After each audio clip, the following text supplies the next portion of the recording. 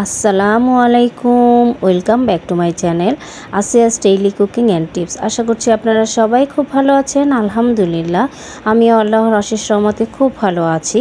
তো ভিডিওটি দেখার শুরুতে ছোট্ট একটি রিকোয়েস্ট করে নিচ্ছি, ভিডিওটি দেখার শুরুতে অবশ্যই লাইক দিয়ে পুরো ভিডিওটি দেখা শুরু করবেন। তো আজকে আমি আপনাদেরকে লতি কিভাবে খুব সহজে কাটা যায় সেই কাটার দুইটি প্রসেস আপনাদেরকে দেখিয়ে দিব, ছুরি আর এভাবে একটা গুনার মাজনি দিয়ে, এবং খুব সহজেই এবং খুব সুস্বাদু করে কিভাবে লতি রান্না করা যায় সেই পুরো প্রসেসটাই থাকছে আজকের ভিডিওতে। তো প্রথমে দেখতে থাকুন কিভাবে দুইটি প্রসেসে আমি লতিগুলোকে কেটে নিচ্ছি, এরপরে চলে যাব মূল রেসিপিতে।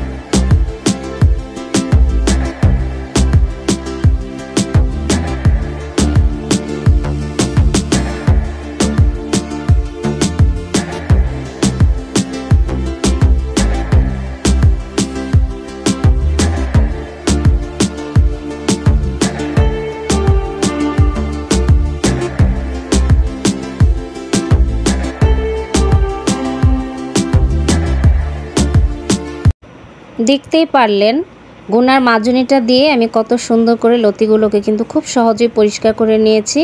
তো এখন দ্বিতীয় প্রসেসটি আপনাদেরকে দেখিয়ে দিব যে ছুরি দিয়েও কিভাবে খুব সহজেই পরিষ্কার করা যায়।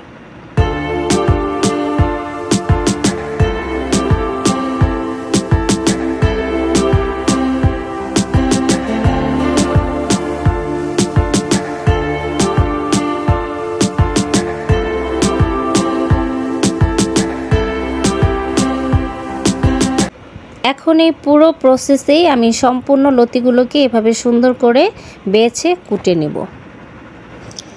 এখানে দেখতে পাচ্ছেন লতিগুলোকে আমি সুন্দর করে বেছে কুটে সুন্দর করে ধুয়ে পানি ঝরিয়ে নিয়েছি। আর এখানে চিংড়ি মাছগুলোকে আমি নুন হলুদ দিয়ে সুন্দর করে মাখিয়ে রেখেছি। আর এখানে আছে নারকেল ব্লেন্ড করা, আর আরেকটা জিনিস আছে চিংড়ি মাছের মাথাকে আমি ব্লেন্ড করে নিয়েছি।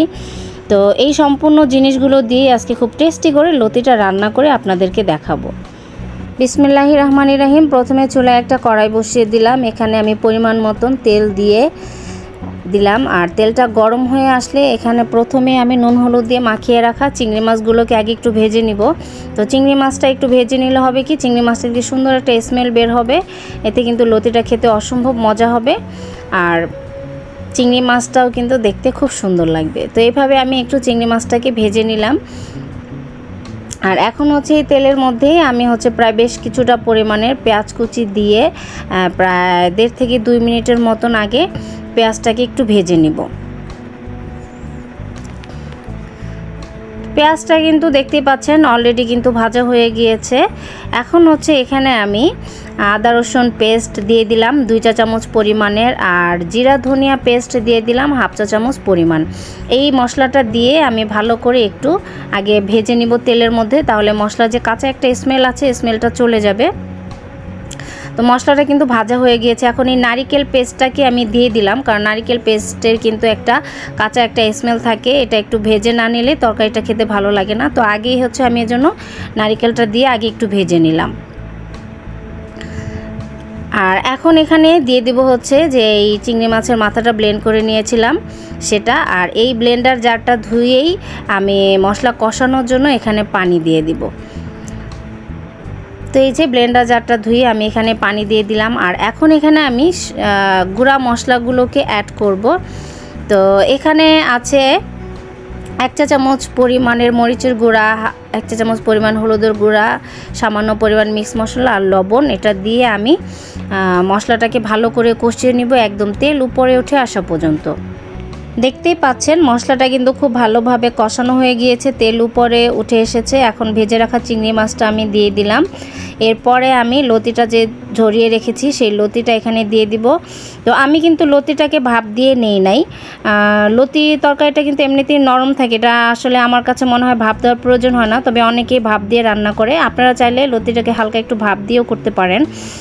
তবে এখানকার এই লতিটা কিন্তু একদম গলা ধরে না, এটা খেতে কিন্তু খুব ভালো লাগে, একটা মিষ্টি মিষ্টি ফ্লেভার থাকে লতিটার মধ্যে, এটা কিন্তু এমনিতেই খেতে খুব মজা হয়।